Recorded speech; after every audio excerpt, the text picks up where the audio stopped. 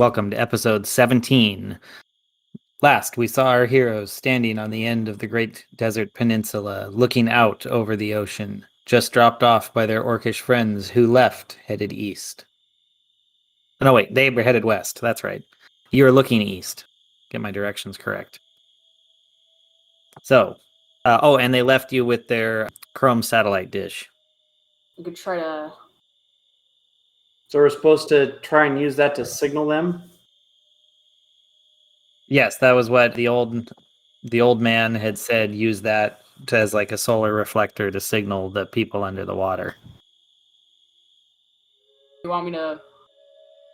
Should we do it from the shore, or do you want me to grab it as a shark and swim down there? Well, if you're a shark, then you have nothing to grab it with. Teeth. I have teeth. How far deep does it have to go? Well, the light? Yeah, but that's like, what, 30 feet?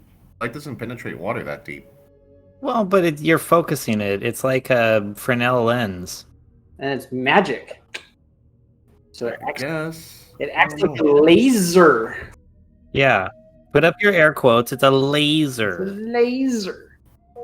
You gonna fix a handle to it? I can grab that with my shark mouth. You guys do know that also if it doesn't have to go that deep, Alpha can just walk it in. Oh, true. He doesn't have to breathe.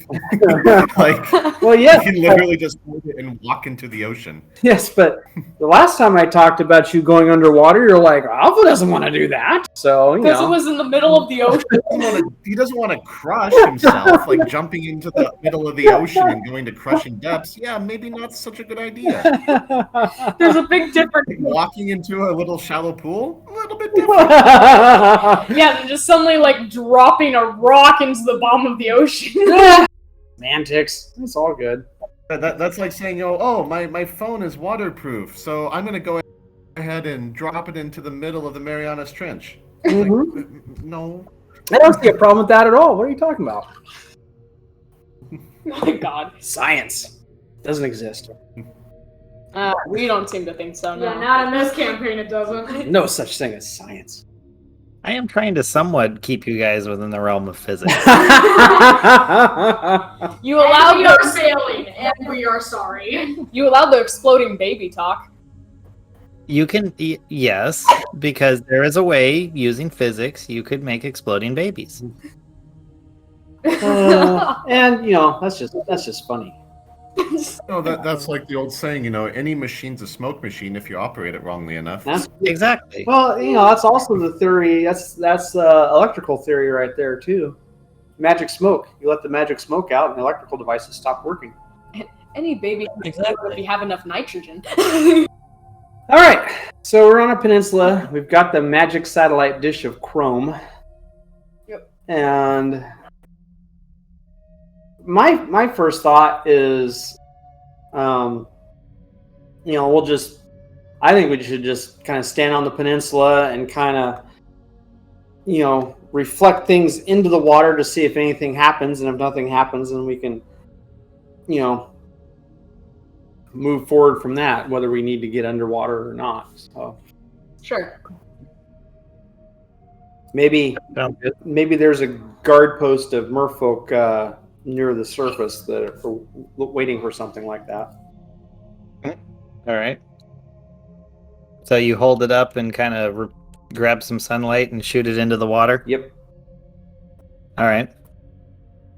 You do that. You go back and forth and flash it around, and just for fun, tell you what, give me a D20. I want to just see something. Okay. Nat 1. You blind all the fish in the area. You can add your dexterity. I got Add dexterity. a +0 on my dexterity, so I rolled an 8. Ooh. Okay.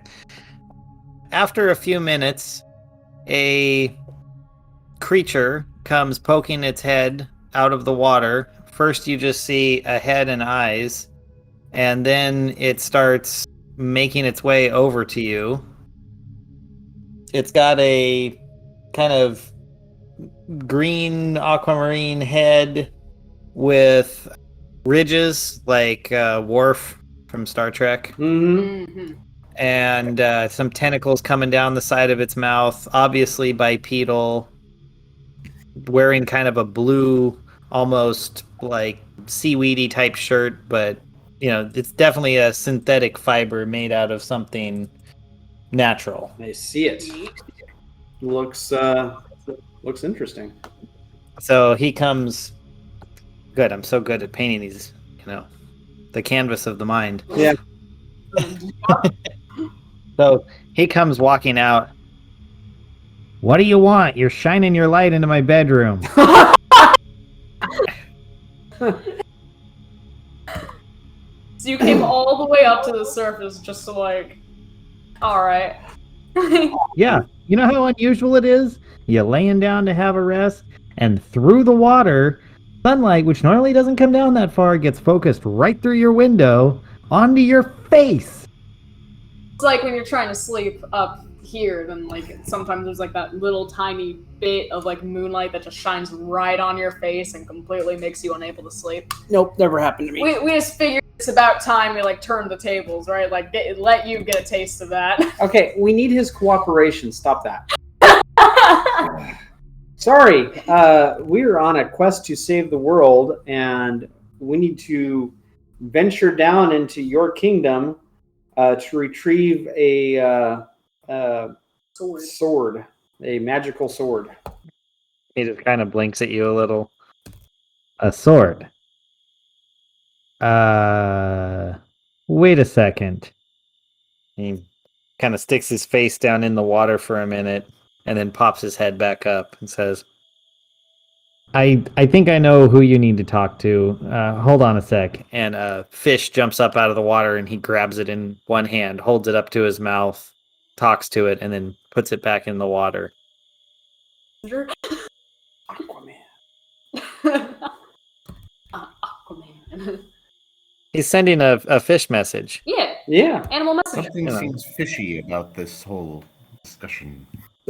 Well, so he sends it, and he's like, okay. So, look, I don't know much about all this. I'm just a janitor, honestly. So I'm really not, up on all of the fancy lingo and the legends and all that stuff. But my buddy, he'll come up.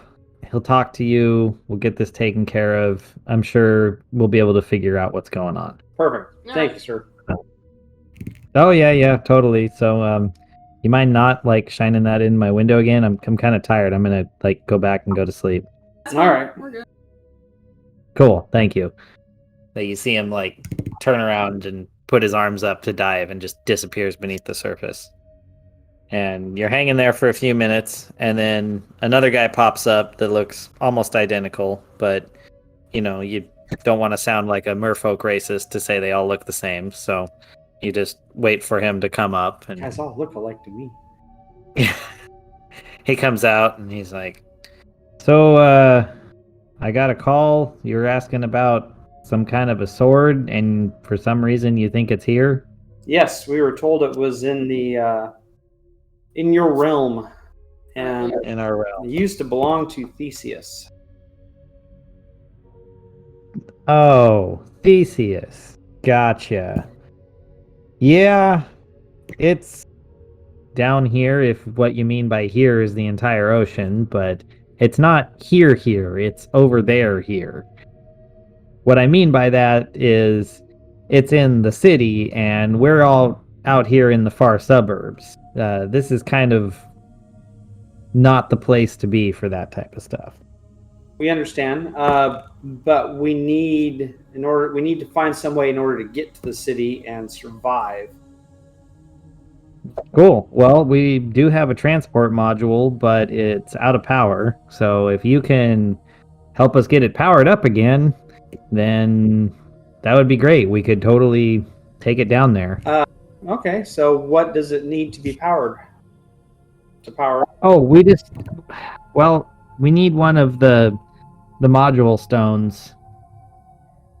See, they're like batteries. You guys know what batteries are? Nope, Nope, never can't heard say of a I have. battery before. Okay, how can I put this? So This is what happens when you beat something. I heard about battery before. Not quite, my mechanical friend, though I'm sure there is some version of one inside you giving you life. Basically, it's the thing that makes technology work. It holds power in it to, say, make a automaton function, or whatever you're calling yourself. I am a bonded soul who is granted eternal life through the glory of God. Ah, gotcha. Well, that is creepy. It is glorious ascension. Ah, Would you like to try it someday? uh, sure, but I was thinking more along the terms of through technology and less through whatever you are. So, sure. Anyway, you can help us out, we can help you out, because see, we need the power module too. They don't exactly exist in abundance where we're at right here, Mhm. and, it'd be nice to keep the lights on and such. So if you could go get one for us, that would be super awesome. Are these those the special crystals that we have collected? Is this what you mean by module crystals? And then I bring out and show him the crystals that we collected. He takes a look, he's like, ooh, no, but that's the raw material we need to make them. Ah, okay, cool. So I appreciate you bringing that, which the only problem is, and oh, trust me, we will pay you handsomely for those, because we do need those, but we also need the power source to be able to make them. Does that make sense? Like, you need some power to make more power? No, but just tell me where we need to go and we'll go get it for you. Okay, I understand. Our technology is rather advanced, comparatively. He looks you up and down as he says comparatively. And he says, okay, so here's the deal. A long time ago, there was the Great Upheaval. This whole area that you're standing on used to be a suburb. It was all underwater. It was a place we expanded to. We were doing tons of research, building a whole new type of society, one that could exist as a cohabitation between species. We really were quite optimistic. And then some things happened. This was shoved up out of the ocean, and now it's all covered in sand.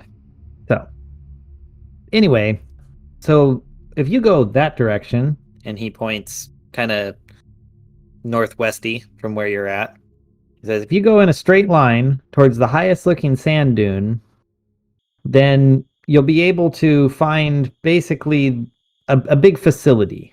One that is no longer in use, but you should be able to find the power source inside of it. It's a little too far for any of us merfolk to actually make it there. We'll dry out and become mummified in the desert, so we haven't been able to make it. But you guys seem really well adapted to be able to make it through the desert, since you obviously made it here somehow. We were given a ride, but we can probably make it to that high dune. Excellent. That would be great. So yeah, if you could go there, it's he holds up, he reaches down in the water and he picks up a pretty good sized rock. And he says, it's about this big. It's going to be bright yellow, probably emanating some type of light or you guys, what did that old guy that came by say? He said, arcane. He said it would seem arcane.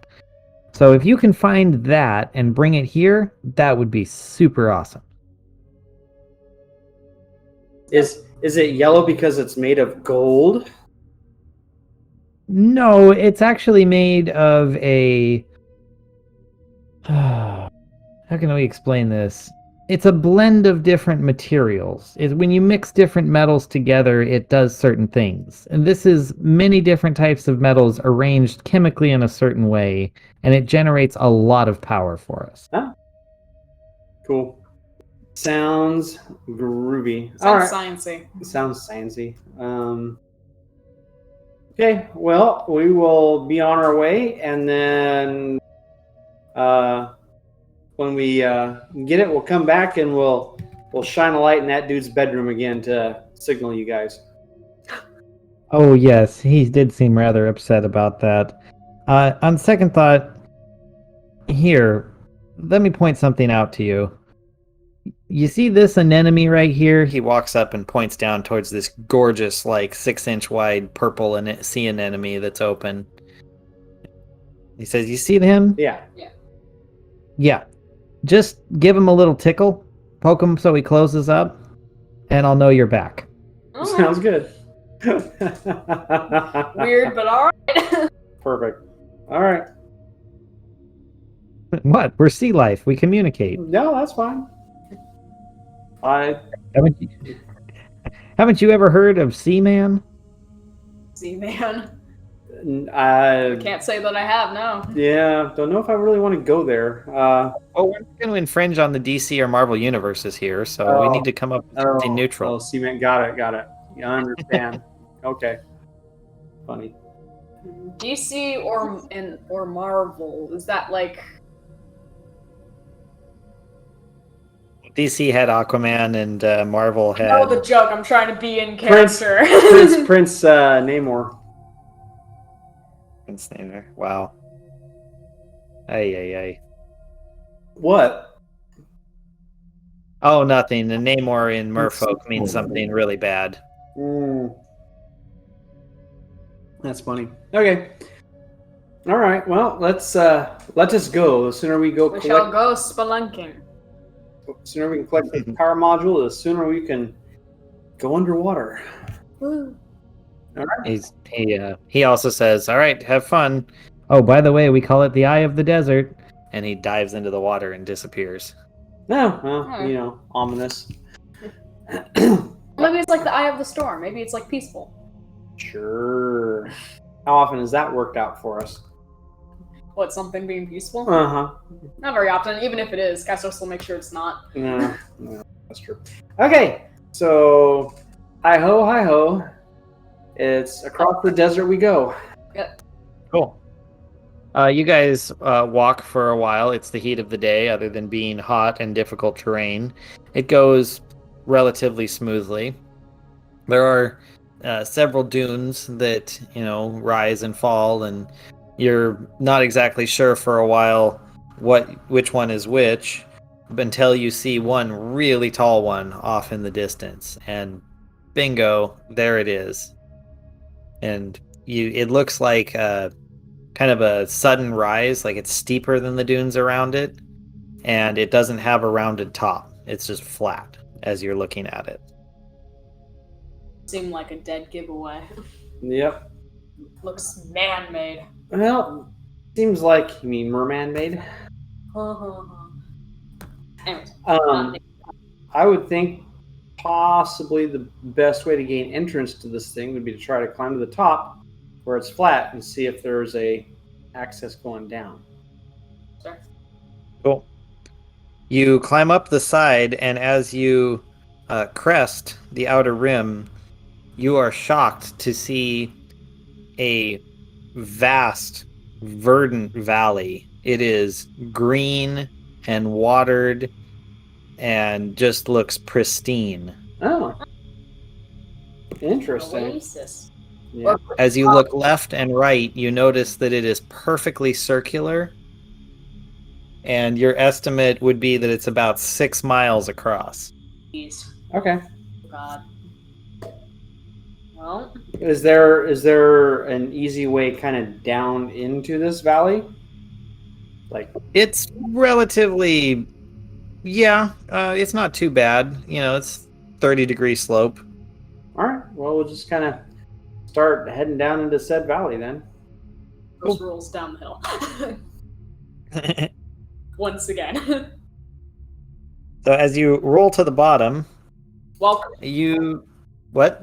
cushioning Jeremy. Like, well... Yes, while balling up tight to cushion Jeremy, since you're the first down, roll a perception check. Oh, God. Alright. Well... Papers. Jeremy does not ball up. Jeremy does not follow up. Alright.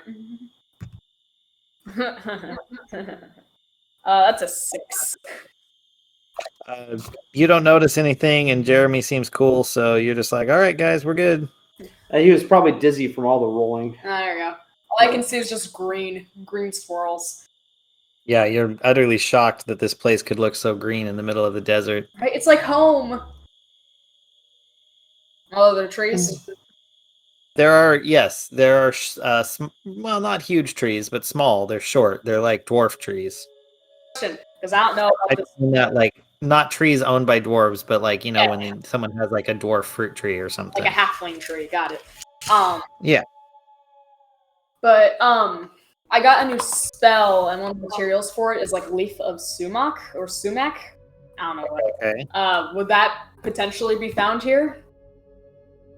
Roll nature. Sure. Roll nature. That's a 10. No, you don't find it. Sorry. Darn. Oh well. I would have laughed if you know what they need. They need to make a cloud of ipecac. Ipecac.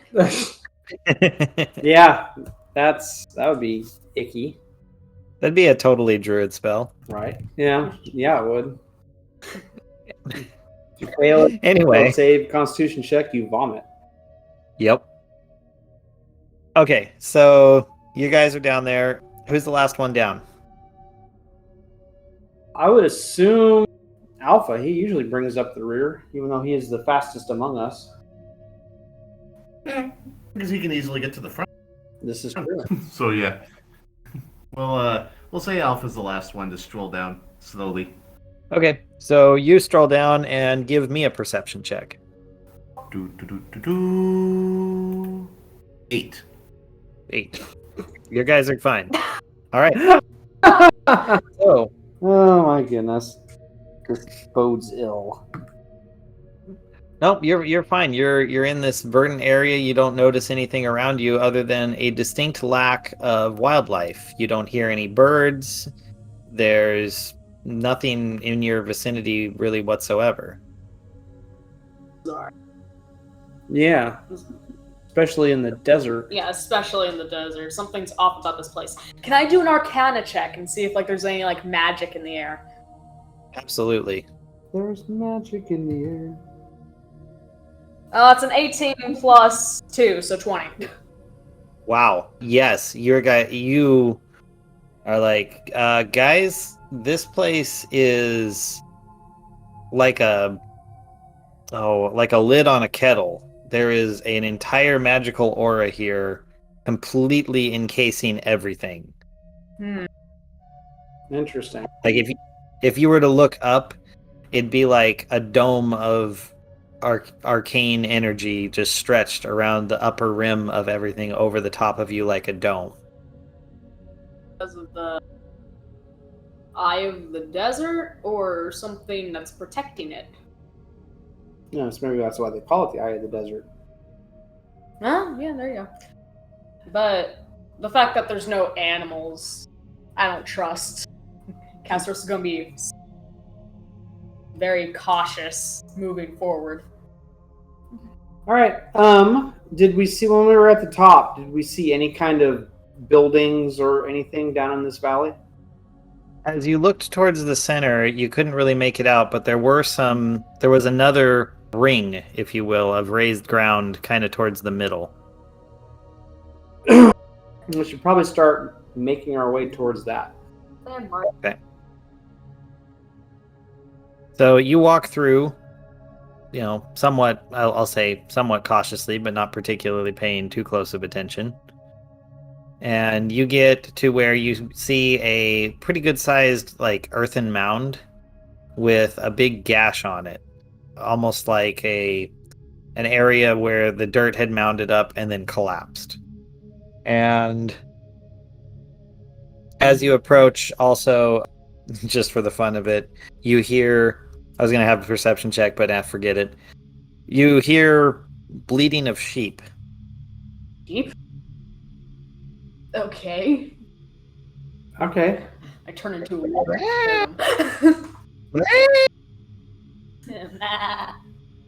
All right. Well, I guess this would pique our curiosity. Yeah. I turn into a wolf and go on the hunt. Awesome. I'm kidding. Oh, dang. Okay. Castros just massacres a whole herd of sheep. Well, He we doesn't can, need to kill we sheep can right try now. and follow the sound and see if we can find the sheep. Sure. It would have been hilarious. I mean, I could probably find the sheep easy as like a direwolf or wolf because I have advantage on like perception checks relating to smell. I definitely would give that to you, yes. You know what? Sure, why not? Now I have like I can be a wild shape animal for like 3 hours now, so at a time. So sure, I'll become a direwolf. Okay, you become a direwolf. Start sniffing out the sheep. You can definitely smell the scent on the wind. Well, the lack of wind, just it drifting through the air. Yeah, in a moment. Like when like when a cartoon lady puts a pie on a windowsill and the scent floating through the air causes you to float towards the windowsill. Yeah. So you lead everyone past that earthen mound, and you come to that little inner ring area you could kind of see from before, and you see it's not actually that much of a mound. It's just a little like indentation, and you climb up over the top of it, and you see before you a good-sized herd of sheep. Something like, let's say, like 60 to 70 of them. Sheep. There's dinner. Yeah, you guys hungry? How about mutton? Mutton for dinner. Sure, Castros will rush down there as a direwolf, growling and snarling and howling and, doing wolf things. Well, then you're gonna scare away our dinner. He'll catch one. He has a run speed of 50 feet. He can catch one easy. Yeah, you probably could. I actually was just trying to look up what stats on a sheep are, and it's really kind of funny. I couldn't find one on the first place I looked. Oh, here it is. Oh, they have 3 hit points with an armor class of 10. All right, so you go rushing out after it, and the herd suddenly panics and turns and starts to run. Do you pursue? Sure. I'll use actual predator tactics, scope out the weak or the sick. Okay. You start moving towards it, and then everyone else give me a perception check really quick. Okay. No, jeez. So I got a 13. Okay. Ray got a 14. Right on. Okay. And what did Alpha? Alpha somehow got 18. Perfect. Nice. I like it. He must have perked up to see to watch the flesh bag hunt. Yes, he became very interested in it. So, Alpha, you start feeling vibrations like Jurassic Park vibrations, and it catches you off guard. Dane and Ray are focused on this hunt, just absolutely loving what's going on there. And all of a sudden, you turn, and from the trees, there is a large humanoid creature come bursting out, and you reach over and you just kind of tap Dane and Ray on the shoulder, and you're like, guys? And then the next thing you see as Dane and Ray turn and look, and you're just horrified, is this like club coming down and smacking Casros across the back. Sheep. And you hear this, "Bad wolf!" Oh. How much damage is that? Let me look it up really quick. I was gonna catch a sheep. I know you were, but I like how you sound apologetic about it. well, I was looking forward to it. Oh wow. It is 18 bludgeoning damage. Oh, good God. just smacks you straight down, and you just like your legs flatten out.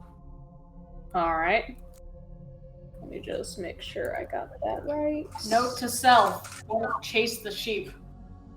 Well, I was also kind of doing it to see how the sheep would react, considering there's no other animals here. Like, if the sheep are special, I guess now we know why the sheep are special. Alright, I'm down to 19 hit points, but if I get reduced to 0 in wild shape, it doesn't carry over to my actual hit points. So that's pretty neat. Cool. Yeah. Unless I get Yeah. excess damage. All right. So yeah, basically, what you guys saw was just this, this giant creature swinging a big club. Yep. Now you're staring out at him. Gaswas is flat. What do you do? Shall we roll for initiative, or Well, I don't know. It depends what you're gonna do. I want to find out. how far away is the Cyclops? Oh, let's call him 60 feet. Okay. Like I'll say that he's about 60 feet out. Castros is like 70. So 10-foot reach. Basically, give a good whack. Fun, I rolled initiative and got a dirty 20, so. Well, so yeah, if you guys just want to charge in and fight, you've got to cover 60 feet of ground first. You can do whatever you want, but last thing you heard was the bad wolf.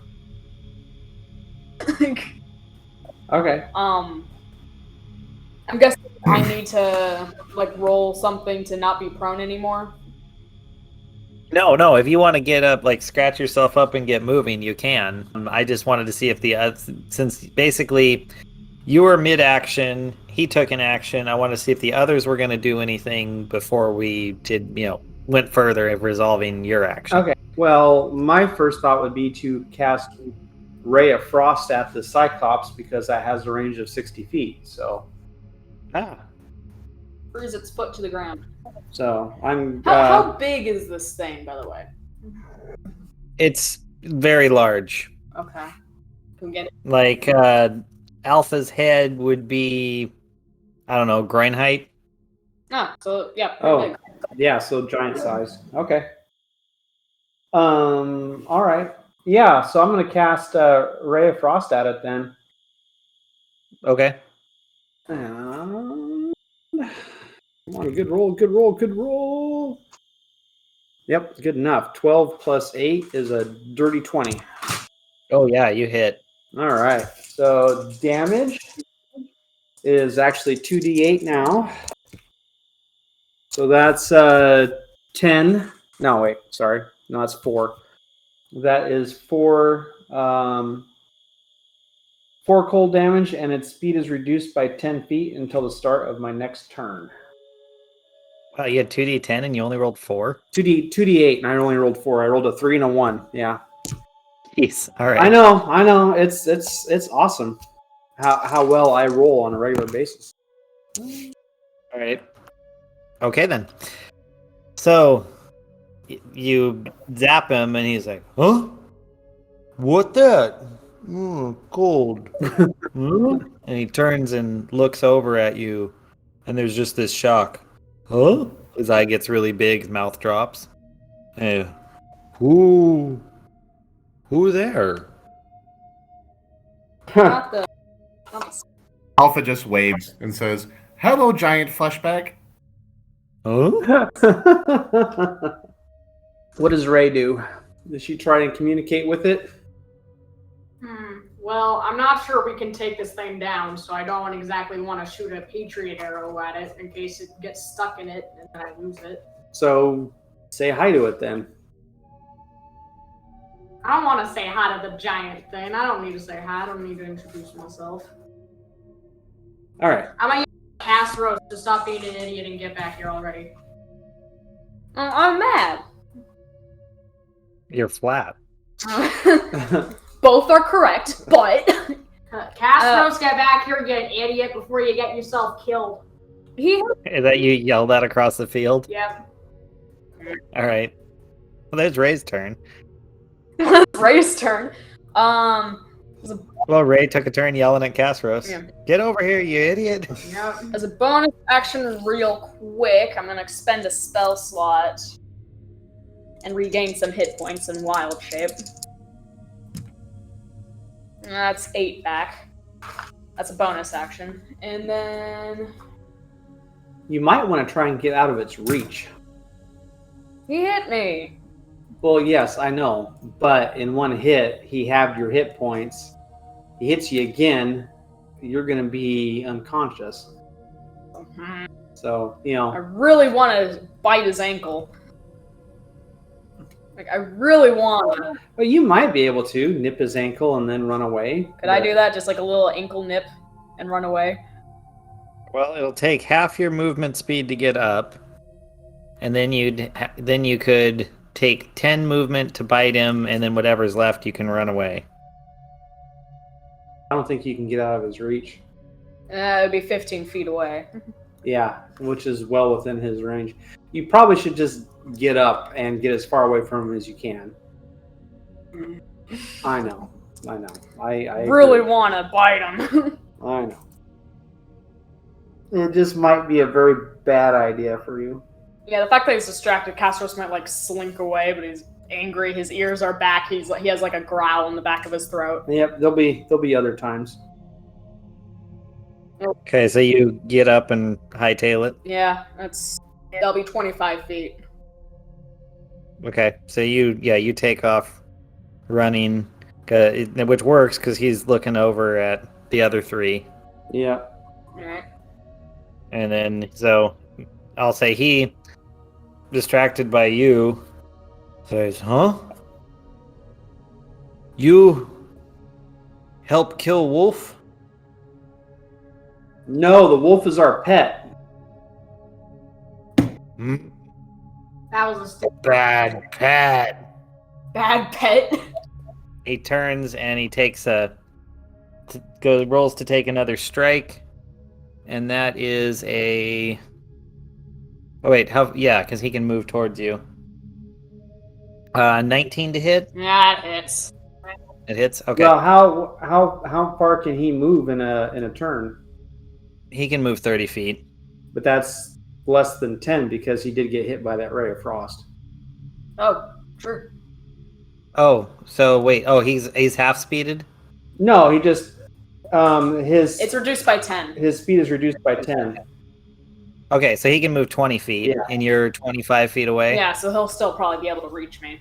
Yeah, he has a 10-foot reach. Oh, okay. Yeah. Yeah, because he's large. You guys are limited to a 5-foot reach. Okay. Yeah. So. Wow, 19 again. Oh, it was 18 the first time, I think. Oh, I thought it was. Well, whatever. 19 that time. Alright, I'm biting him. So he's back looking at the wolf. Okay, so you guys. The three on the hill. Go ahead. Please fight him. Well, I fought him last time. Not my fault. I didn't roll good damage. I'm going to cast Ray of Frost at him again. Maybe I can Okay. keep him slow. We could use damage. Okay, so that's a 23 to hit. That hits. All right. And then where's my other 8-sided die? Okay, I took it. Okay. So that, gosh, what is it with my dice and hitting one? That was 3 damage that time. I rolled a 1 and a 2 on that. He slaps his side and he's cold bug bite. Okay. But he's still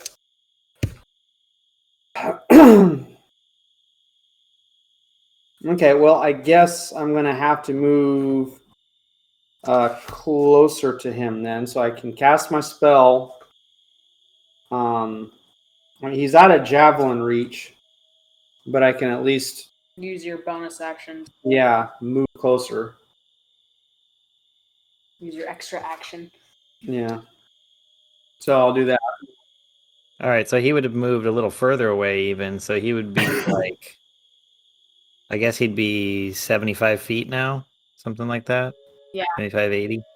If he moved 20 and he was 60 feet away, then he'd Well, be 80. but that's only if Yeah. Castros was moving away from us. If Castros was moving closer to us, I would have brought him closer.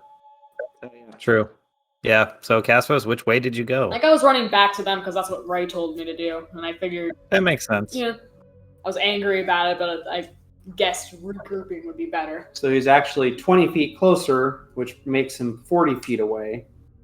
Perfect. And then, so I hit him for a whole whopping 3 damage again, and then I can move closer to him now, right? Yes. So I shall do that. All right. So you move in closer. So you close that gap up a bit. Yep. Trying to get within, say, Meanwhile- javelin range. Meanwhile, Alpha just turns to Ray and says, "Are we attacking this large flesh bag because he is defending his property?" I'm gonna let Ray answer that one. She just did. Oh, it didn't come through. Oh. I said apparently, Alpha, apparently. Oh, I did not know that defending your property is considered wrong. This is very interesting. And neither, but Castro's had to go and be an idiot, and I don't think we should let him die. Perhaps this would be what you call a learning experience. I think it's gonna be, but we can hope, we can hope, Alpha. No, I think this is a good learning experience for people. Alpha just sits down and starts tinkering.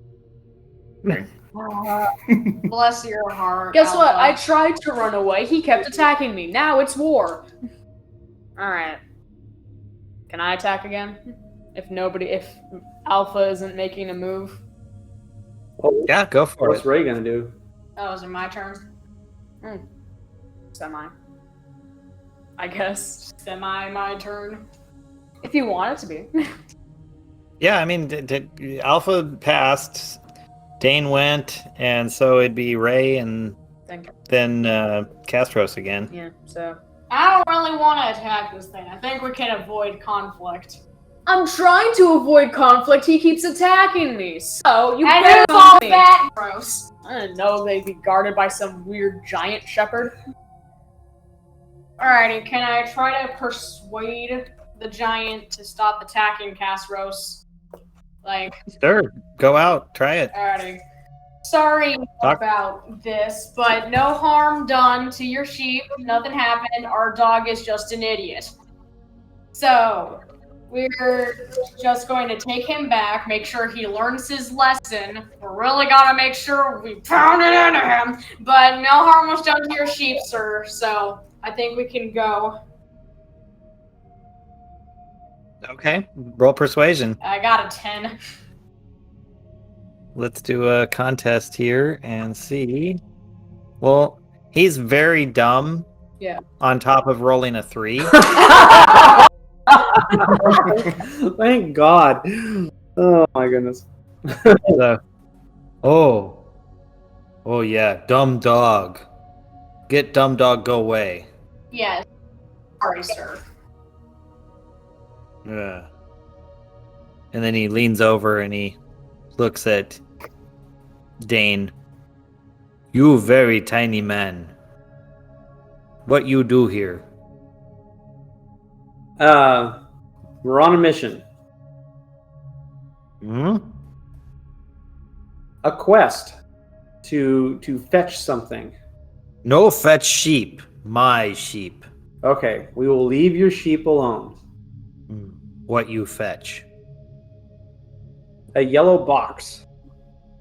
Yellow box. No yellow box here. We were told there was. Maybe down deep underground. No go underground. Cold and dark. Underground bad. Okay, well, if that's what we got to do, though, that's what we got to do. Are there any like buildings or anything around here, like like structures built by intelligent people? Jones Square over there. Yeah, we'll start there. He kind of points over. Let's see. So from where you came in, maybe like 90 degrees off. And there's like that berm, so it's back on the other side of the berm. Okay. All right. So I guess we go back to the dirt area, or we'll go to the berm. We'll go look for this. Look at the stone square. Okay. And he slams his club in the ground. Good. Go over there. Stay away from sheep. All right. Castros will growl at him in passing and run back to the party, I guess. Castros, don't you dare. And just really quick bonus action, I'm gonna heal again. Okay. When I'm in wild shape, I can heal with 1d8s. It's 13 back. Not bad. All right. Well, he points you over the top of the berm, and there you see basically what looks like foundations, old stonework. You ever heard of descriptions of Slab City in California? No, actually, I haven't. Oh, it's an old abandoned military base, and there's just big squares of concrete on the ground where the foundations of buildings used to be. Oh, okay. A little bit like Adair Village used to be, or Yeah, kind of like that. yeah, the over kind of across the road from the dump where there used to be buildings and now they're just concrete footings and such. Yep. Basically, that's what you see. Okay. All right. Well, we'll kind of poke around there and see if we see anything. Castros will sniff around. If you guys want to investigate, roll me some investigations. All right.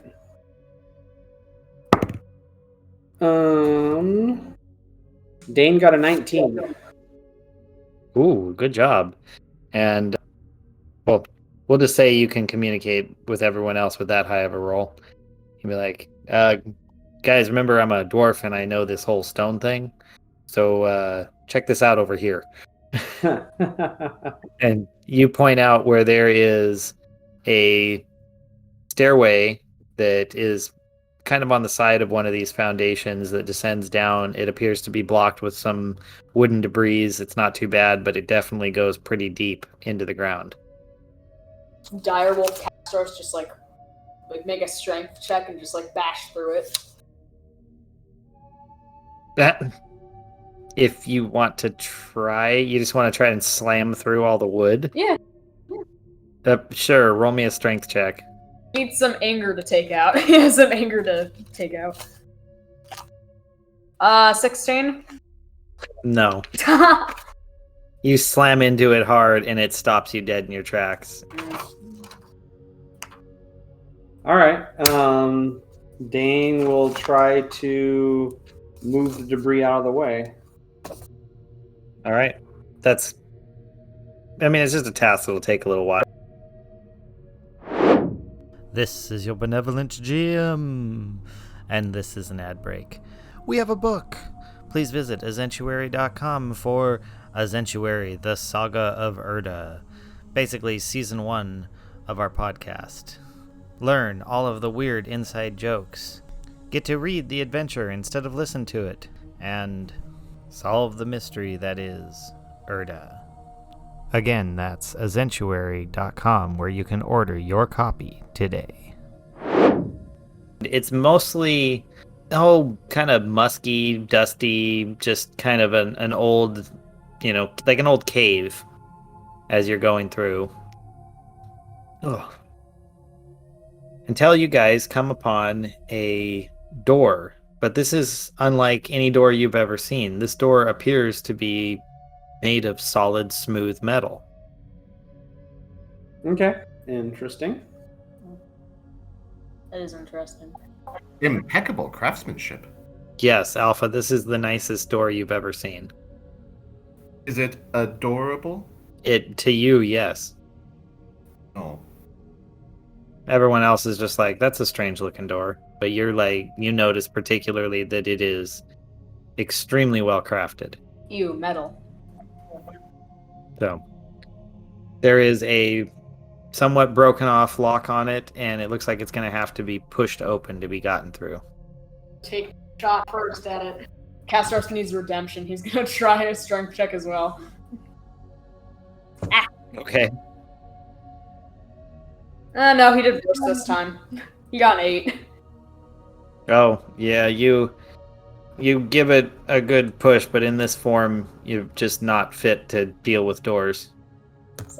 I'm not even gonna dignify what Dane rolled on that one, so I'll just assume that he was unsuccessful. Alrighty, Ray's gonna go in for it, I guess. That's a 10, so not that much better. It's a strength check, right? Yes. Yeah. So that would be Alpha gets a 21. Alpha, you are just loving on this door. You rub it, you touch it, and then you just go to like hug it and accidentally shove it wide open. Alpha just goes, "Aw, I like that door." It's still Or no, there. he just gets in awe of how well, how easily it swings open. Because Yeah, perfect very nice hinges. after however many years. So basically, the rest of the party was like shoving at the hinges. He actually just opened the door. The Yeah, perfectly pretty much. balanced, easy door. Yeah, or we were pulling and he pushed, or we were pushing and he pulled. Yeah. One of those. Something like that. Like the what is it? The school for gifted youngsters. Yep. Yeah. Exactly. God. All right, so the door is open. Thank goodness, because that was about ready to be a complete failure. Can you imagine our campaign gets stopped by a door? I can actually, Yes, I totally would believe that. especially with our group, because doors have really given us a hard time this entire campaign. So, True. Yeah, it really has. yeah, Not a usual problem for campaigns, but for us, yes. yes, it's a real challenge. Anyway, so we go through the door. All right, you go through the door and you enter into the strangest looking cave you have ever seen. It appears to be basically perfectly circular, obviously carved, made by someone, but in a smooth way. It's almost like someone took armor and put it up on the walls. It looks like metal basically all along. Okay. And you work your way down a bit until there is a junction point where the part you entered opens up into a much larger chamber, identical construction, big, smooth, open. There appears to be some type of pipe that goes through the middle of it. And as you're looking forward, you kind of glance to the left and you see there is a small walk door that's hanging partway open and something inside of there. There looks like to be a little bit of light glowing within. Let us go towards the light. Not what you're Always good advice. Say what? Always good advice. go towards the light. All right. Anyway, so Dane actually does go towards the light. Right on. So you go through and you see a very weird looking room. There's a desk that you will recognize like a standard writing desk, except it's very smooth. Appears to be covered in some type of like super finished wood to where you can't even see the grain. And above it, you see your reflection in several black mirrors.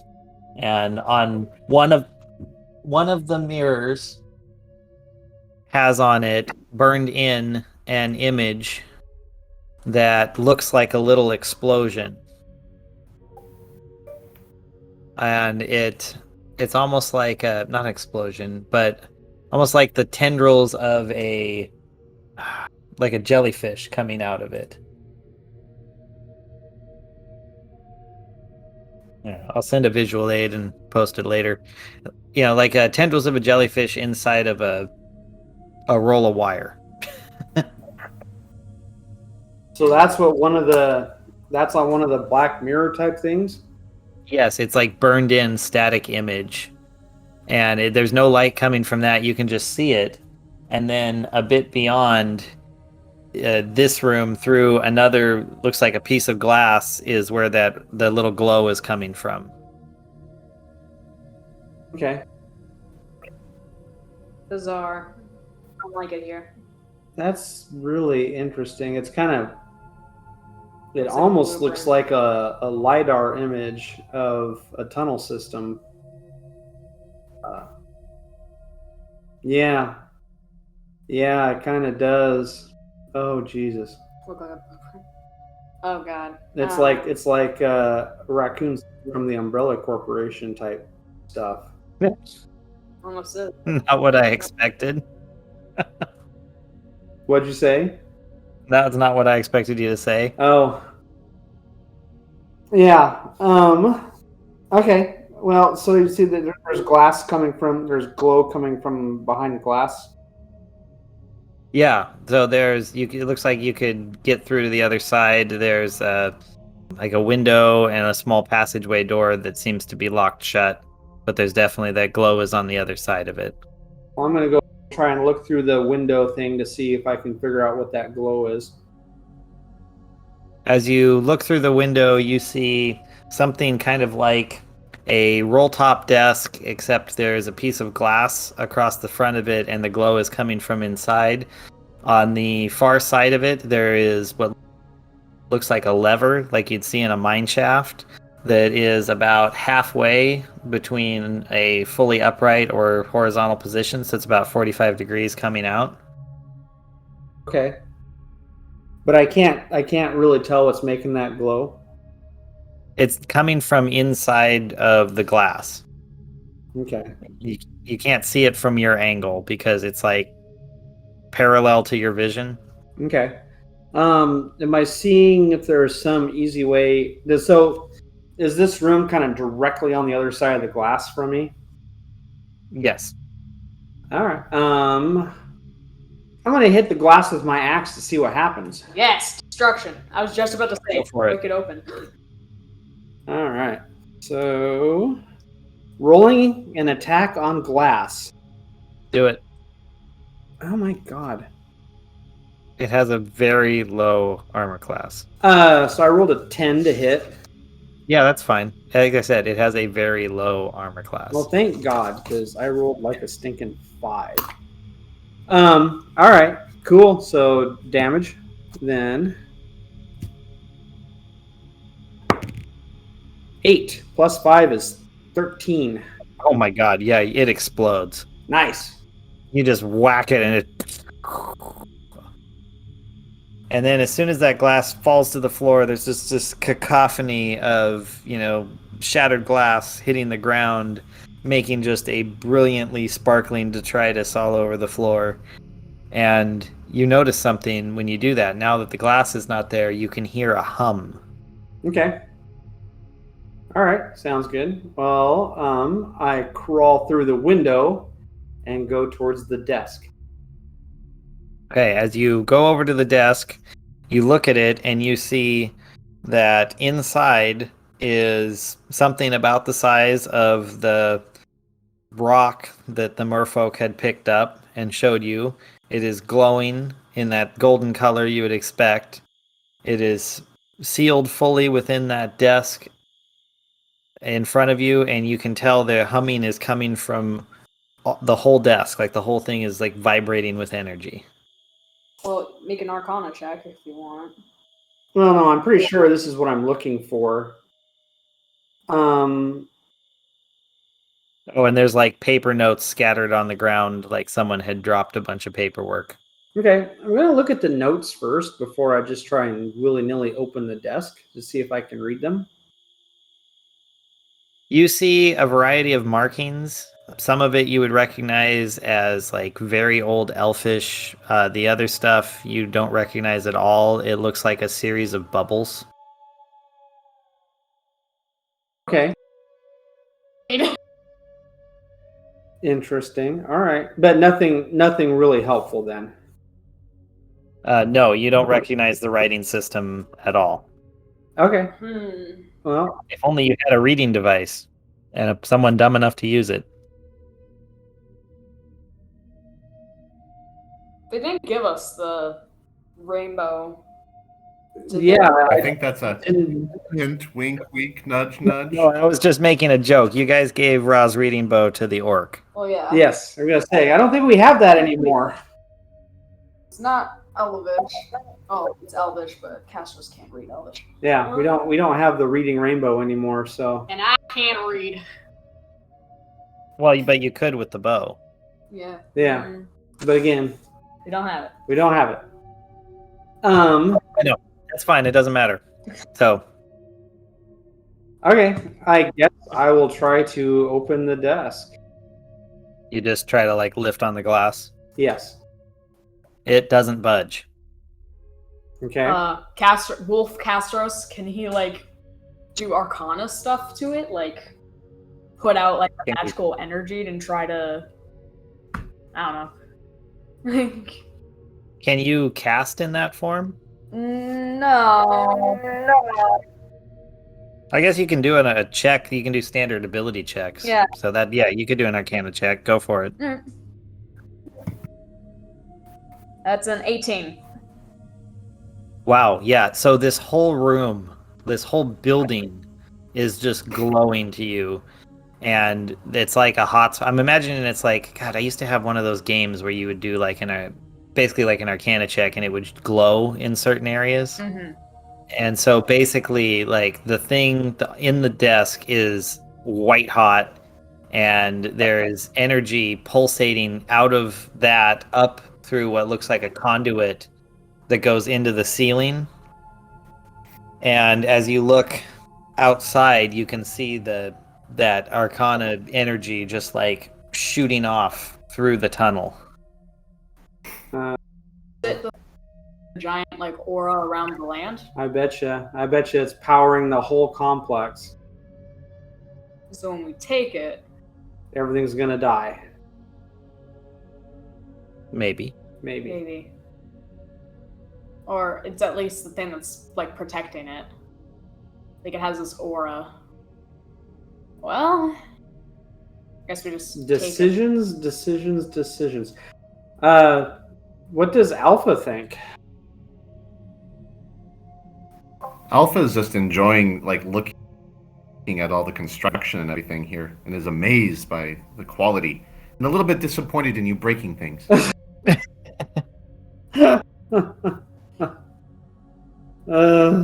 right. Okay. Well, Alpha shortcuts. So, I think I'm going. Is the lever connected to the desk at all, or is it? What's? Oh, yes, it is. It goes straight into. There's a slot that it is inside of. Okay. And you say it's at a 45-degree angle, pointing up or down. It's about, so if you're looking at it's 45 degrees pointed, up towards the ceiling. Okay. Yeah. I'm gonna try pushing it down. Pulling it down. Okay. You drop it down, and Casros, you notice that the energy stops flowing. Dane, you notice that the hum, which was really loud while you were in front of it, goes away. The stone starts to glow a little brighter, just normal visually, as the top opens and the ground begins to shake. Okay, and get out of here. Okay, so we grab the stone, head back through the broken window, and through the room and up the stairs as fast as we can. Okay. You guys, everyone give me a athletics check. Okay, 13 plus 7, dirty 20. Ooh, nice. Good job. Ray got a nat 20. Damn. Castros gets a 14. Okay. And Alpha got 12. 12. All right. So, you guys start booking it. Ray, of course, flawlessly jumps all nimbly-bimbly between things, flying out with just absolute precision. Dane is close behind. and Alpha catches a broken off piece of the sidewall and trips. And Castros, you're sliding around a bit because your claws aren't quite catching. So, but you're on all fours already, so you're staying upright and just sliding a lot. Okay. Does anyone help Alpha? Does Alpha fall prone or? Yes, he trips and falls straight down. Well, who would be closest to him? Probably Astros, huh? Because he's also kind of behind. Yeah, I guess you could probably like bite him to help lift him. Yeah, I'll do that then. Should I make, Just grab by the robes and. Yep. yeah. What kind of check would that be? Strength. Ooh, 17 plus 3 is a 20. Oh god, yeah, you grab him and just like whip his body up like he's a rag doll. Nice. Teamwork. Teamwork makes the dream work. Yep. And it rights him, and Alpha immediately is like, okay then, we're going. So you guys, Castros you run. Oh, what? will be like a sheep dog and just like herd him towards the exit. Well, normally Alpha's going to be the fastest member of the party, so. Yeah. Yes, it was just dumb luck. Yeah. It wasn't a problem of He skill. was distracted. Yeah, Just- he was distracted by the construction. Right. So, There you go. Yes. Yeah. So, okay, you guys all run up the stairs as fast as you can. Like, ah! And the shaking gets worse and worse. That rumbling is louder and louder. You get outside, get to the top of the stairs, and you hear the screaming of the Cyclops in the background. And you see him run, kind of trip and stumble over that berm, holding a few sheep, as many as he can, and he's running towards the outer edge. And from your position here, you can't really see what's going on the inside, but it sounds like things are just falling. Just things are there's cracks and God, the Christopher Reeve Superman movie sound effects at the end. When Lois yeah. gets buried, like that whole cacophony. Yeah. Well, how far are we from the edge of the place? Well, you're outside of that inner ring, which is where everything seems to be happening. You're just being shaken around by the tremors and everything that's happening. Well, I think we're going to keep going. We're going to want to try and get up and over the dune as quick as we possibly Run as can. fast as possible. Okay, so you guys start booking it. Okay, so it's really difficult terrain, because everything's shaking and falling apart. And just so I can continue my narration and see who particularly gets to notice things, give me another athletics check. Ooh, not nearly as good. 14. Okay. Castros 15. 3. Yeah. Ray got a 19. Okay. It's nice to be an elf. What was yours again, Alpha? 15. 15. Okay. All right. So, all you guys, you're booking it, you're running, but the vibrations become too much, and Castros in wolf form, you get overtaken just by a tremor that you're trying to balance yourself, and thankfully you're low to the ground, because as one of your legs goes and you roll, and as you do, no one else is looking, but you see behind you this almost like a squid with a bulbous head and long tentacly legs come flying up out of that central area up into the sky. Yes. Oh, lovely. Okay. Does it seem to be aiming for us, or is it just up in the sky? It shoots straight up into the sky. Okay. Castros might let out like a yelp, like to alert the party, kind of. It's just, it would be just a yelp. I don't know what sound a horrified wolf would make. Cool. Mm. You know, in our adventuring campaign so far, we seem to be doing much more harm than good. Trying to solve the problem, we seem to be making it worse. Well, we still don't know. It's an alternative solution. It's not a problem. So what? It's not. We're not making problems. We're making alternative solutions. I think letting loose extra old ones into the world is not alternative solutions. It's just plain old failure on a massive scale. Often that things get worse before they get better. Well, this is true, but you know, there's going to be a lot of misery in the world because of these things, and people can very correctly blame us for starting all of this. So, yeah, you know, we're really not looking great right now. So, In terms of heroism. pretty much. Anyways. Anyway, so Squidward escapes. Alright. Yep. Castor's able to get back Yeah. on his feet. So yeah, you get back up. You guys go up. You're climbing to the top, trying to get out. You don't even notice at first because you moved so fast that the tremors have stopped completely, and the ground itself is just starting. You notice there's like a weather change. It suddenly starts to feel really hot where you're at. Everything. We've Yep. just created disaster on this beautiful oasis. Okay.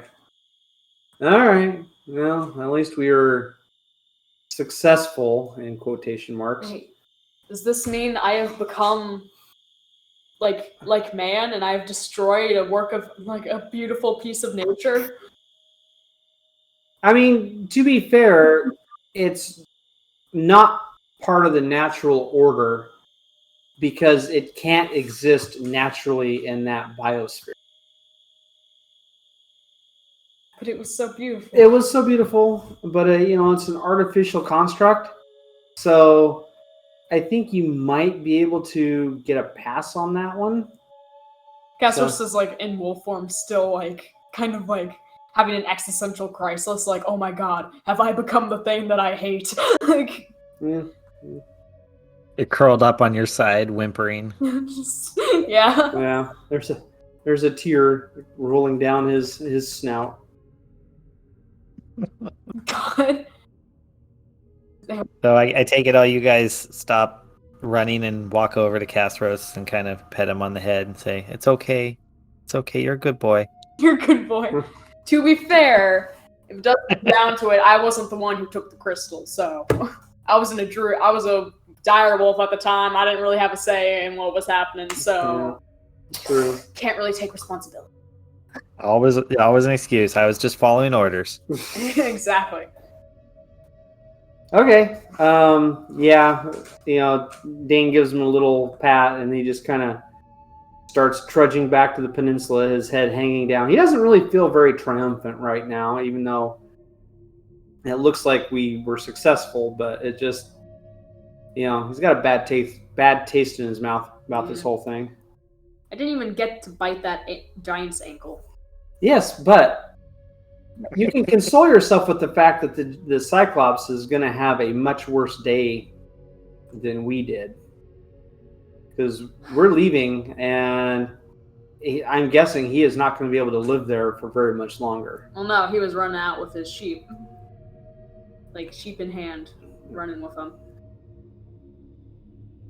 So, I mean, Oh, He I started- guess we just made some random Cyclops homeless. pretty much. He started the day with 60 sheep. I'm guessing he's down to 10 now. Oh, I know, right? that was kind of sad. I know. It's everything. It's sad. It's kind of depressing. All right. Anyway, so Dane's a little bit dispirited, but he does have the stone. Castros is depressed because, you know, an Oasis is going to die. I don't know what Ray and Alpha are feeling right now. Well, Ray's just kind of concerned for the party's Morale.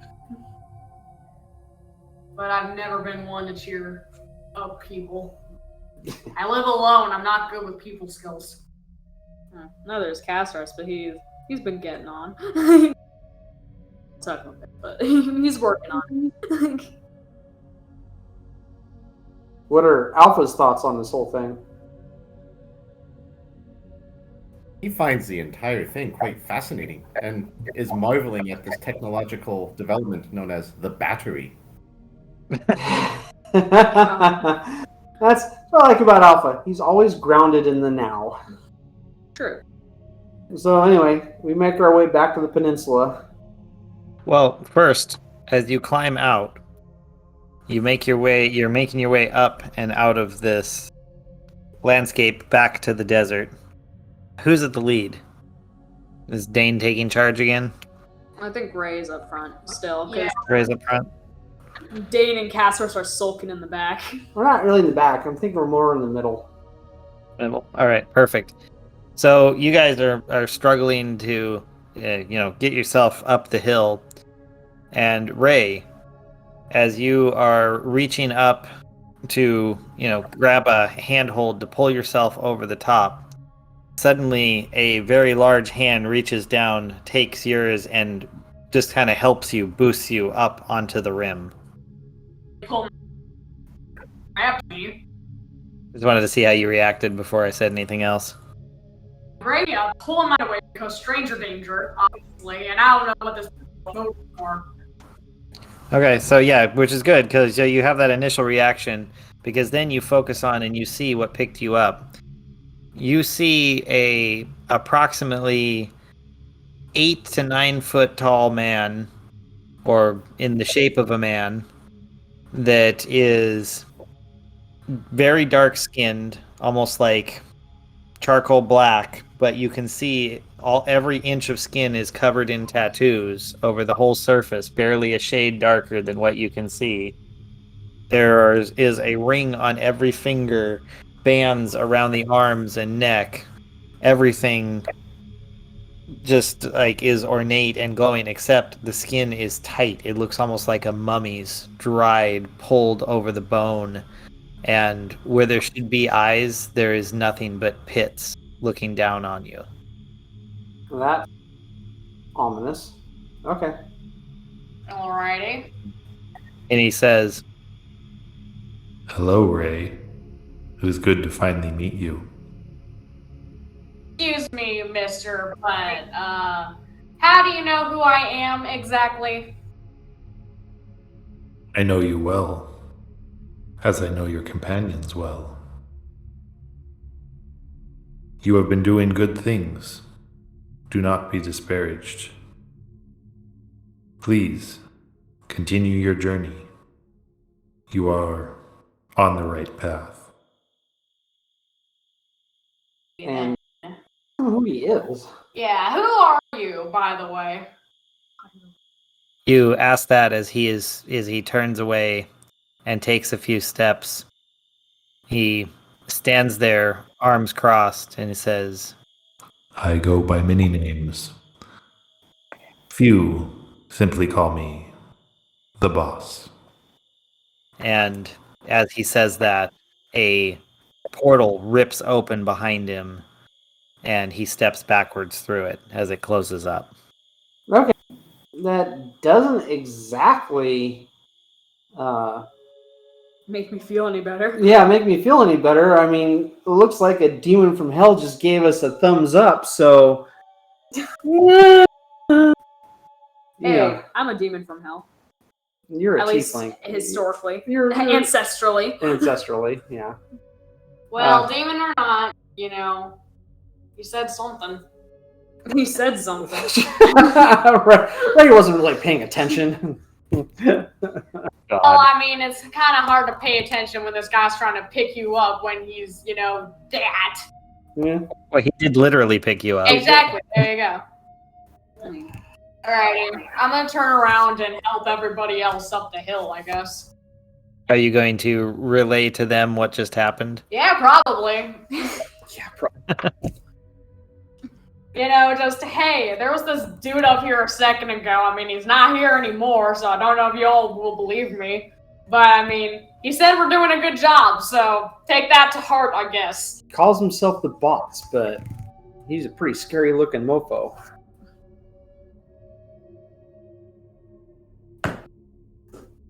God. All right.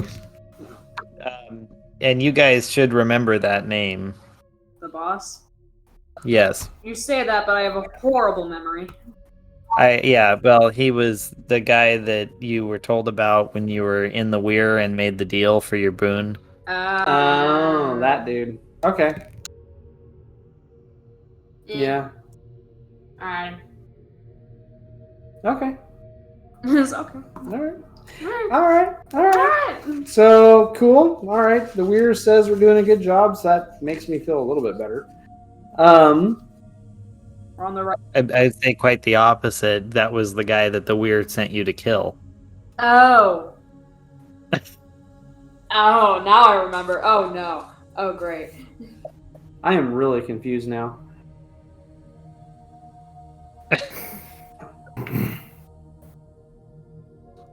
You should really listen to our podcast.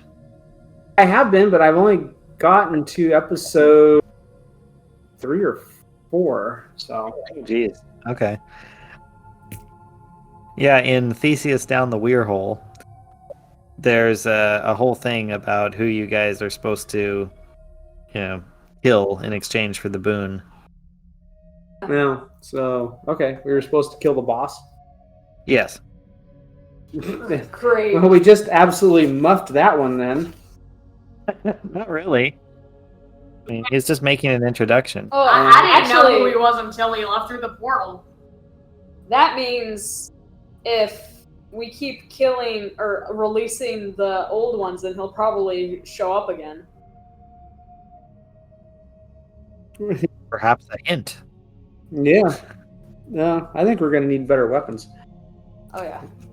All right, Well, off to the peninsula we go. Awesome.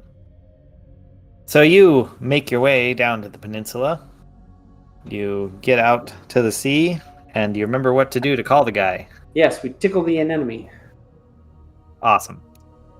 So you do that, and you're hanging around, and the guy comes back, and he's like, "Oh, so y'all are here? Did you get what I sent you for?" Dane's like, I hope so. It sure caused a lot of trouble when we grabbed it. And he shows him the block, the yellow block. His eyes glow like golems, in the shining of the light. When he sees the ring, he says, "Yes, this is exactly what we needed. So, a deal is a deal. Come with me." He turns and starts walking back towards the sea. Wait a minute. We can't breathe underwater other than Alpha there. and Castros if you were to transform Well, yeah. into something. But you're a direwolf right now, so. Oh, it might have worn off by now. He says, "Oh yes, my apologies. Stand next to me here." So we do. He reaches out and he touches you on the throat, and then reaches to the next person and does the same, and then says, "You can follow me now without fear. Come." And he walks into the Did you do water. the same to Jeremy? Oh yes, sure. He did the same to Jeremy. Good. Okay. So, do you guys follow? Yes. Yeah. Yeah, we follow. So you have a moment of panic, kind of like in the Abyss when they submerge the guy in the pink goo, Yep. but you realize quickly that, oh, you actually can breathe. Whatever he did, he must have cast something that allowed you to take in the water and follow him. So he starts to take you down beneath the waves, and you see farther out than Castros had swam before, and deeper than could be seen.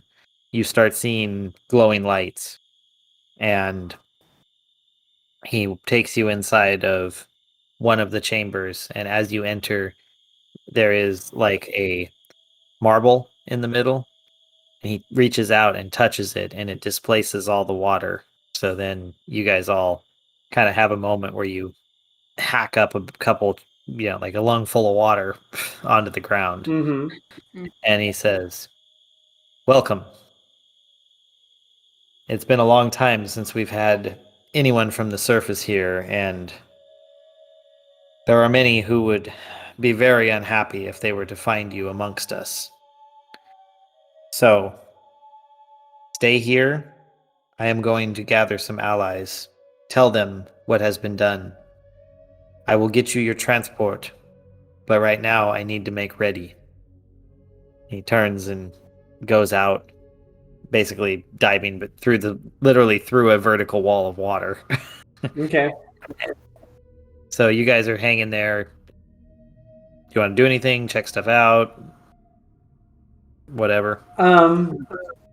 Dane is content to just stay in one place and not touch anything because the last thing he wants to do is drown. Okay.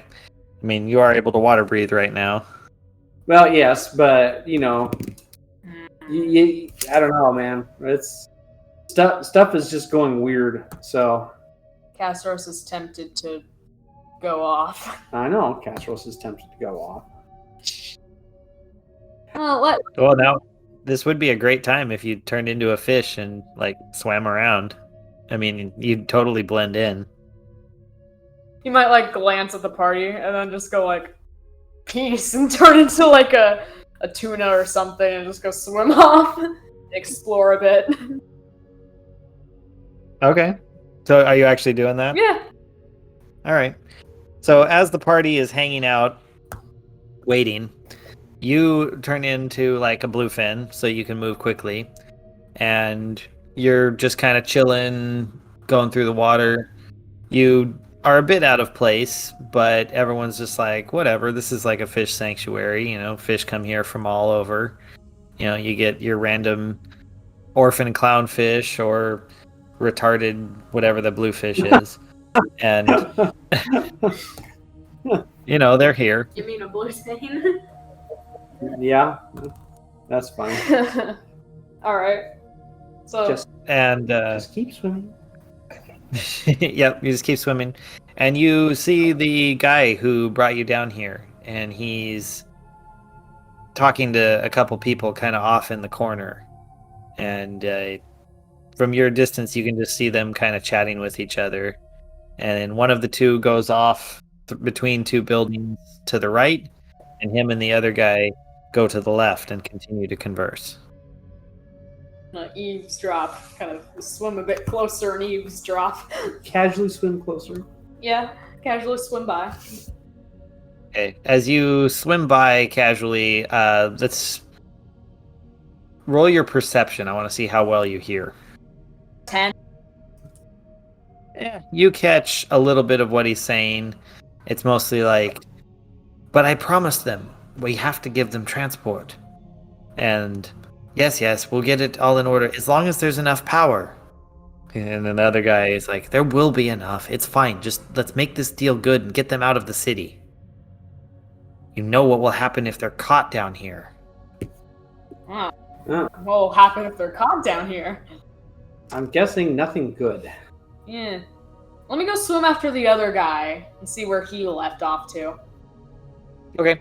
You jet after the guy that went down between the buildings, and you're trying to trace him. So let's see. Some type of tracking. What would that be? You're underwater, so it'll be hard. Roll me a nature check at disadvantage. Advantage. Disadvantage, not advantage. I know. Okay. That's still 17. Holy crap. All right, you are able to kind of be like, oh, the water's warmer over here. He's this way. And Heat is I didn't know how to whatever. All right. You are Disturbed. I feel disturbance in the water. In the H. there you go. Hey, it could have gone the other way. I could have been like, it just got colder. Anyway, so you see him. He kind of, as he's looked left, looks right, and then dives down into a piece of coral. Alright. Still gonna swim after him, but maybe a bit more cautiously, act like a normal fish. Okay. You cautiously swim by, and you can't see anything. Like, he's too far deep down inside. You don't hear any vibrations in the water, so he's not talking to anyone. He just kind of went in and is doing something. Peek in through the coral. Yeah, you can swim in. You just kind of casually like, I'm just a lost fish. Yeah. Doop-a-doop-a-doo.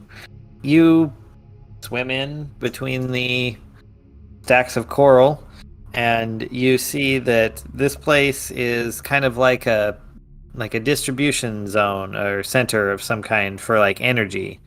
And he's kind of rewiring how things work and connect. It looks like there's been centuries of patch jobs done, people just kind of maintaining what was here and not really building new or properly fixing things. There's chunks of like lamprey eel stuck between nodes, and connections made by like popping claws off of mantis shrimp and pinching together conductors. Tinkering thing. Yeah. Well, it's hard to maintain a technical civilization underwater. Yeah, it's stuff that makes advanced technology work doesn't work real well in a wet environment. Yeah. Well, maybe they figured something out that we haven't. Alright, what is he working on? He is, it looks like, reconnecting into things that have not been connected in a long time. It's like a bunch of things have been shut off as they've not had power to run them, and he's reconnecting them. Okay. I see. I'll spy on him for a bit. Okay. You watch as he makes various connections. He reaches into his pocket and grabs whatever it is, a sea sponge, and causes it to excrete a whole bunch of mucus, which then he spins to make connections between various points. Okay. Works. Interesting. But he just kind of works for a while, and you're not sure exactly what he's doing, but he's doing it. Guess he's just doing whatever. Let me go back to where the other two were and hope they didn't head back and realize I'm gone. Oh, okay. Well, you head back to like where you'd seen that meeting before? Yeah. Okay. You're there, and as you get there, you see just out ahead of you the original guy making his way back towards where he left the rest of your party. Swim like a mad devil, like kind of like around him, like kind of make like a little half circle around him, just and try to like sneak back into the area before he gets there. Awesome. You zip through. Roll me a 1d20 real quick. I want to see how well you do. That's a nat 20. God, yeah, you flawlessly. You just slide in past him. He doesn't notice anything. And yeah, you're good. Not even kidding. That was a nat 20. Yeah, I believe it. That's awesome. Cool. And I just like quickly de-wild shape and act as if I was there the entire time. Perfect. He comes in. Whoa, you figured out how to casually whistle underwater. That's impressive. You know what? It just takes a lot of emotion, I guess. We'll put it that way. Ah, gotcha. A lot of motivation and stress. He comes in and he says, okay, arrangements have been made. My friend and the chief engineer should be here shortly. We will take you through the best route that we have thought up, and get you to where the transport is. Now, this is really important. They're not going to be expecting you down there, and I cannot go. So just make sure that when you get there, that you announce yourself, be humble, be peaceful, and explain what is going on, because, well, there'll be quite a few people shocked, first, that there's even a transport coming in, and second, that you are, well, not our people. We understand. Yeah, Dane, why are you looking at me? Why do you think? Fine, you guys get to do all the talking. I did my little scout mission. You guys never appreciate it, but whatever. No, we appreciate it, but if there are two people in this party that are most likely to mess things up. You, because that's just the way your mind works, and Alpha, because he's still trying to get a good grasp on the complexities of social interactions. So, So you just put you stuff like seaweed in both of our mouths, like no, no talking for you two. That's why I was looking at you. We brought you these two. Meanwhile, Alpha's, you can tell Alpha is about ready to start preaching. He's just like sitting there like, oh, John would be so happy down here. So much development. Oh, I really These people must enjoy Gond. Yeah, they may, but then I don't know. They may be more they may be more secular in nature. That's blasphemy. God. Organic blasphemy. Yeah. Even if you do not believe in Gond, Gond must obviously believe in them. Yeah, it's possible. I mean, God loves all the flesh bags, all the flesh bags of the world. Dwarf and human, elf and fae, they're special in their way. Oh my god. Okay. I just went down a rabbit hole there. all right. No, that's all good. I guess. Anywho. So, he, after a little bit of kind of awkwardly chit-chatting with you guys, his friend shows up, and he looks very nervous. And he's like, "It is real. It is time. All right, brother. Let us do this. We will get you have your oath fulfilled. This deal must be complete. And then we strike. Come." And he turns and leads you out through the water wall. Strike?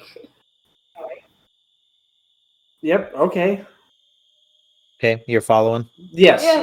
Yeah. I mean, obviously, this is not our world. I gotta say, I have a little bit of a feeling of foreboding about all this, though.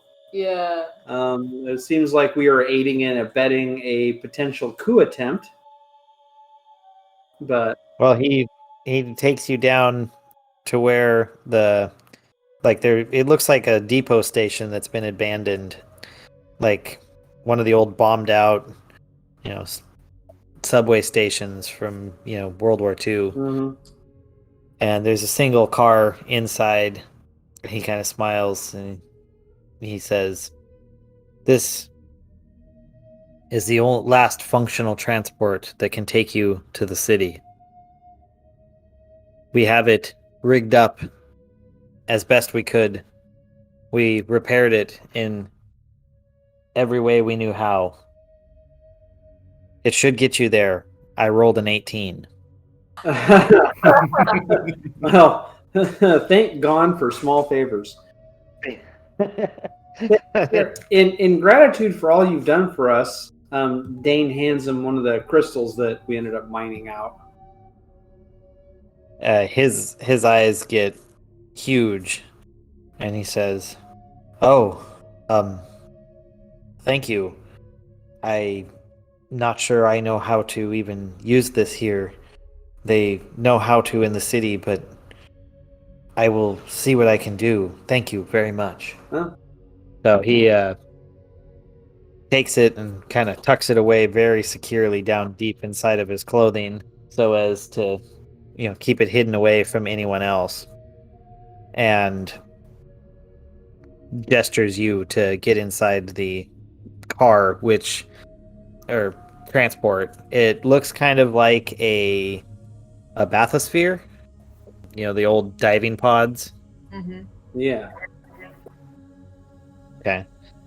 And it's got a big hatch on it, almost like one of the old flat pack shuttle packs from like the early seasons Next Generation. God, what were those? Like those vans you could get, with where you like sat on top of the wheel. Oh, anyway, Of it. Yeah, I'm not seeing it myself, but that's all right. it's like whatever. Think of it like a bathysphere with a one of those, like a gull-wing door on it. How about that? Oh, okay. There we go. Okay, perfect. I just had to get to the right words. Words are hard. They are, jeez. All right, so you guys crawl inside, and at first it's kind of dark, and he reaches in and he kind of smacks the upper corner, and everything lights up. And inside, it actually looks pretty nice. Definitely has weathered the ravages of time and sea very well. The inside is much like one of the puddle jumpers, the gate hoppers from like Stargate Atlantis. Okay. So, pretty nice looking. Never watched that. Oh, well, they just cleaned things up. They made these ships that were able to fit through the gate. So they called them like puddle jumpers or gate ships or whatever. Okay. All right. I think the puddle jumper was the term they used. Well, when they first introduced it, Rodney called it Gate Ship 1. Oh, right, yeah. Anyway. So, you guys all get inside. The door comes down. Click. You hear the click, click, click of it closing. Almost like bolts on a safe going out. And it shoots off, Okay. firing into the darkness of the sea. You can feel it's getting deeper and deeper, though the pressure inside remains completely the same. As you descend far into the ocean, you see a variety of underwater life passing by at different depths as you get down into the midnight zone. And then in the distance, there is the glow of the city. A beautiful, shining underwater metropolis, hidden away from the rest of the world. And as you begin to approach, you see teeth and a giant claw move around you. There is an eye bigger than anything you have ever seen before, armored and hard, looking in. It does nothing to touch the craft you are within, but it is watching. And as you slip by, you slow down and get taken in through, like you're passing in through a swimming pool into a pressurized chamber. Not to draw too much from the abyss, but I really liked how they had that like pressurized thing that you could dive into and go outside. Mm-hmm. So basically, you come up inside the ship, parks, the side door pops off and opens, and before you are about 20 very horrified, shocked, and curious looking merfolk, all staring at you in disbelief. And that's where our episode ends. Dun, Perfect. dun, dun. Time to explain ourselves. Bum, bum, bum. Bum, bum.